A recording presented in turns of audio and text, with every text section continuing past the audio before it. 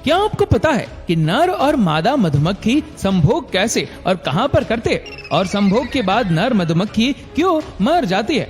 और क्या आपको पता है मधुमक्खी अगर आपके प्राइवेट पार्ट पर काट लेती है तो क्या होता है? क्या आपको पता है कि मधुमक्खी के बड़े से झुंड में एक ही रानी होती है और वो सभी मधुमक्खी से आकार और ताकत में भी सबसे बड़ी होती है और उन्हीं के इशारे पर ही सभी मधुमक्खियां काम करती है। क्या आपको पता है कि इन मधुमक्खियों का जन्म कैसे होता है? और आज हम आपको ये भी बताने वाले हैं कि अगर आपके घर या गार्डन में मधुमक्खी ने छत्ता लगा दिया है तो उन्हें कैसे भगाए। ये सब सवालों के जवाब हम आज की वीडियो में आपको बताने वाले हैं, इसलिए इस वीडियो को अंत तक जरूर देखना। मधुमक्खी दुनिया के सबसे खतरनाक कीड़ों में से एक है, लेकिन ये जितने खतरनाक होते हैं उतने ही मेहनती भी होते हैं। खतरनाक इसलिए कि इनके पास नुकीले डंक होते हैं और अगर इसने अपना डंक किसी इंसान को मारा तो उसे भयानक दर्द होता है। और मेहनती इसलिए कि जैसा हम सभी जानते हैं कि ये मधुमक्खियां मीठा और स्वादिष्ट सेहत बनाने के लिए जानी जाती है, जिसके लिए ये काफी मेहनत करती है। ये मधुमक्खियां विभिन्न प्रकार के फूलों का रस पीकर एक स्वादिष्ट शहद का निर्माण करती है। आपको जानकर हैरानी होगी कि ये मधुमक्खियां हर साल लगभग 150 किलोग्राम शहद का निर्माण करती है।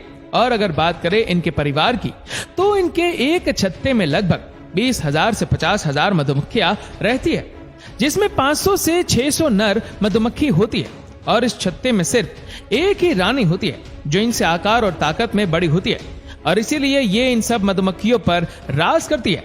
जी हाँ दोस्तों, इस छत्ते में नर और रानी मधुमक्खी को छोड़कर सभी मधुमक्खियां वर्कर्स होती है जो रानी के आदेश का पालन करती है। दोस्तों, इस प्रक्रिया में सबसे पहले नर और रानी मधुमक्खी का मिलन होता है, जैसा कि आप देख सकते हैं, और इनका यह मिलन कुछ मिनटों का ही होता है, जिसमें नर मधुमक्खी मादा के ऊपर बार बार गिरने के बाद फिर से चढ़ती हुई आपको दिखाई देती है। तो दोस्तों, जैसे ही इनके मिलन की प्रक्रिया पूरी हो जाती है उसके कुछ दिनों बाद ही रानी अंडे देने की अवस्था में आ जाती है। दोस्तों, आपको जानकर हैरानी होगी कि रानी मधुमक्खी एक बार में लगभग 2 से 3,000 अंडे देने में सक्षम होती है। जी हाँ दोस्तों, ये मधुमक्खी छत्ते में एक खंड में एक अंडे देती है, जिसके बाद इन अंडों की देखभाल वर्कर्स मधुमक्खियां करती है। लेकिन दोस्तों, इन अंडों की भी एक अजब कहानी होती है जिसे जानकर आप भी हैरान रह जाएंगे। ये मधुमक्खी 2 तरह के अंडे देती है, एक फर्टिलाइज और दूसरा अनफर्टिलाइज। अगर फर्टिलाइजर अंडे की बात करें तो इस अंडे से रानी मधुमक्खी और मादा वर्कर्स मधुमक्खी का जन्म होता है। अगर बात करें रानी मधुमक्खी की तो उसे रानी मधुमक्खी इसलिए कहा जाता है क्योंकि ये रिप्रोड्यूस करने में सक्षम होती है, यानी ये अंडे देने में सक्षम होती है, जिससे दूसरे मधुमक्खियों का जन्म होता है। और अगर बात करें मादा वर्कर्स मधुमक्खियों की तो इन्हें वर्कर्स मधुमक्खी इसलिए कहा जाता है क्योंकि इनमें रिप्रोड्यूस करने की क्षमता नहीं होती, यानी कि ये अंडे नहीं दे सकते। और अगर बात करें अनफर्टिलाइज्ड अंडे की तो इस अंडे से नर मधुमक्खी का जन्म होता है।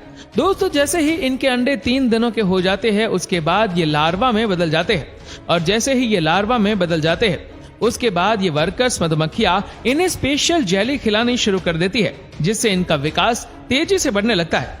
ये स्पेशल जेली बिल्कुल उसी तरह से तैयार की जाती है जिस तरह ये शहद बनाती है, बस इनमें कुछ फूलों का फर्क होता है। तो लगभग 3 दिनों तक ये सभी लार्वा को स्पेशल जेली खिलाती है, जिसके बाद इन्हें पता चल जाता है कि इनमें से रानी मधुमक्खी, वर्कर्स मधुमक्खी और नर मधुमक्खी कौन बनेगी।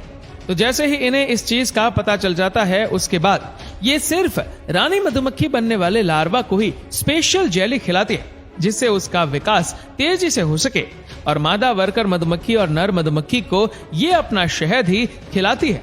जी हाँ दोस्तों, लेकिन ये ऐसा इसलिए करते हैं क्योंकि उनके छत्ते पर सिर्फ रानी मधुमक्खी का ही राज होता है और वह आगे जाकर रिप्रोड्यूस करके परिवार की संख्या को आगे बढ़ा सकती है।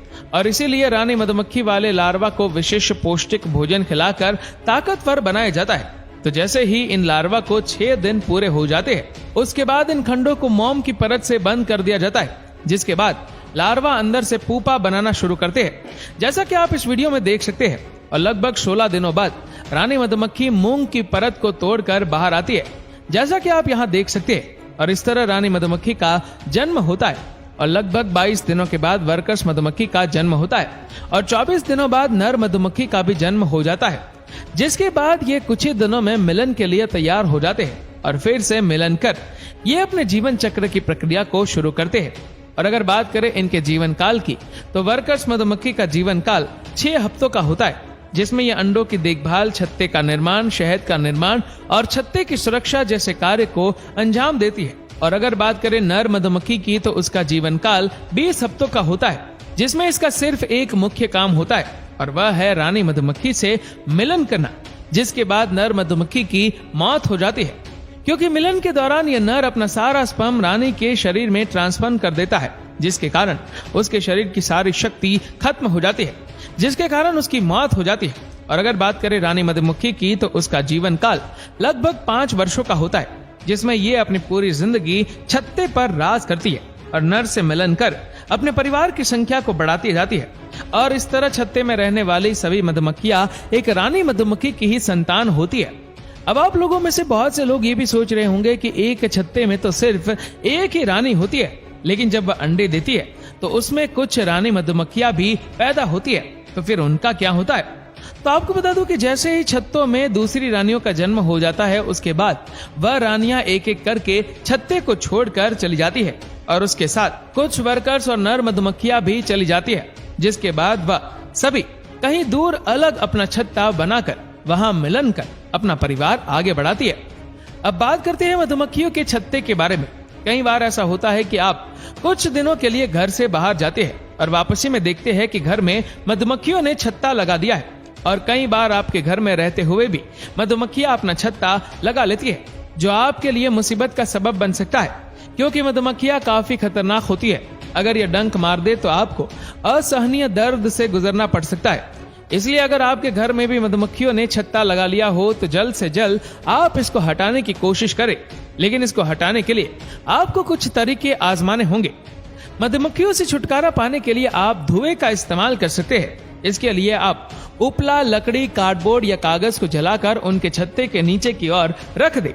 जैसे ही धुआं छत्ते पर पहुंचेगा, मधुमक्खियां छत्ता छोड़कर भागने लगेगी। लेकिन इससे पहले आपको यह ध्यान रखना होगा कि अपने घर के सभी खिड़की और दरवाजों को अच्छी तरह से बंद कर ले।